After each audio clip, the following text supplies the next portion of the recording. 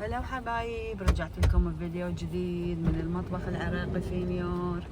سووا الفولو سبسكرايب. اليوم جيت لهذا الجانكيار، ما اعرف شو اسمه، سكراب مال سيارات يمكن اسمه.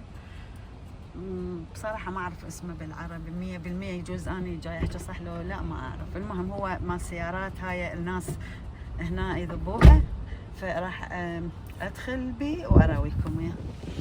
وجينا متأخرين، فقالت نص ساعة ويسكرون المحل، فراح أصور لكم على السريع هاي أنواع السيارات اللي الناس تبيعها، يعني تبيعها إلهم، وبعدين هنا هم يبقون يطلعون، يخلون الناس تدخل إذا واحد يريد يصلح، مثل القطع غيار يعني ياخذون من عندهن وبعدين يقومون يبيعوهن. ما عرفت تجي شاحنات تاخذهن وكأنه يصبطون وحدة على وحدة، بعدين يودوهن معاد أو ياخذون الحديد، يعني ما أعرف. فهن تشوفون يعني كلش أنواع من السيارات بس مذبوبات. كانت قبل هواي ناس تيجي هنا، هسه شو هم الناس ما تيجي، ما أعرف، ظاهر الأمازون خرب على العالم، يعني على الأوردر كله يجيب للبيت أرخص.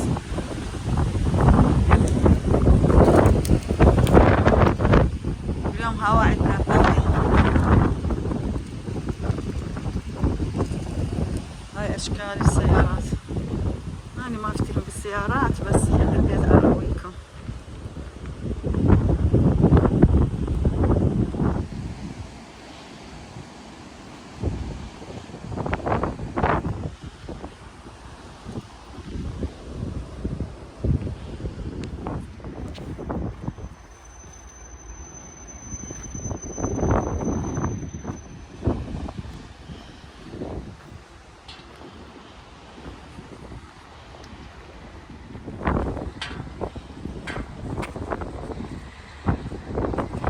عليهم بأي واحد يجي يدخل، وهي مفتوحة للناس، يعني يجون بس تدفع $2 ويخلوك الطب.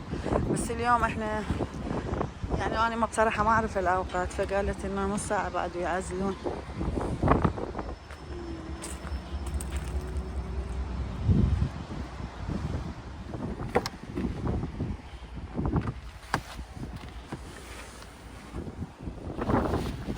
شوفوا هاي الثانية هم شكلت حلو.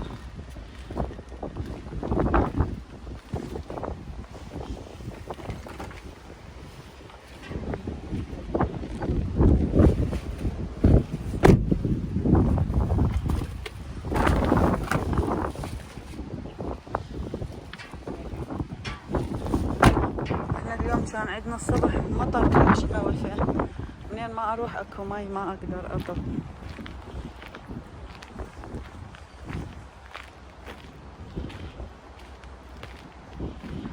شوف هاي البيضة هم حلوة.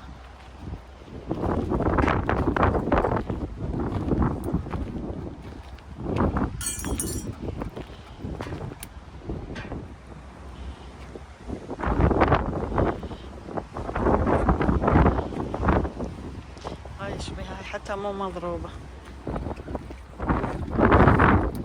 شوفوا بطنها شقد حلوة، والله حرام ما زاد بيها.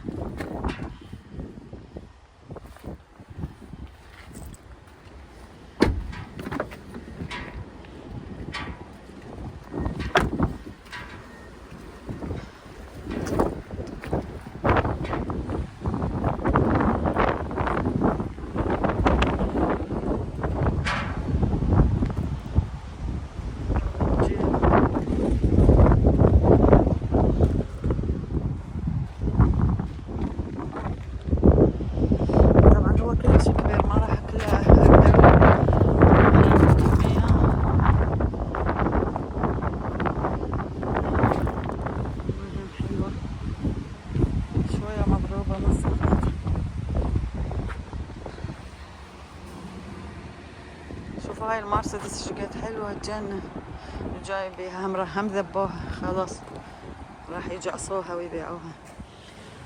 هاي كلها السيارات راح كلها من تدخل لهم اذا مال الناس يعني يعطون للناس فلوس كلش قليل وياخذوهن هم، وبعدين هم يبيعوهن. واول مره الناس تطب تشتري اللي يحتاجوه، بعدين من تبقى بس الحديده او بس هذا الهيكل اللي برا، فهمات يبيعوها على شركات السيارات بعدين، يعني هم ياخذوها مثل الحديد يبيعوها. هسه حبايب جايين راح نطلع للبيت.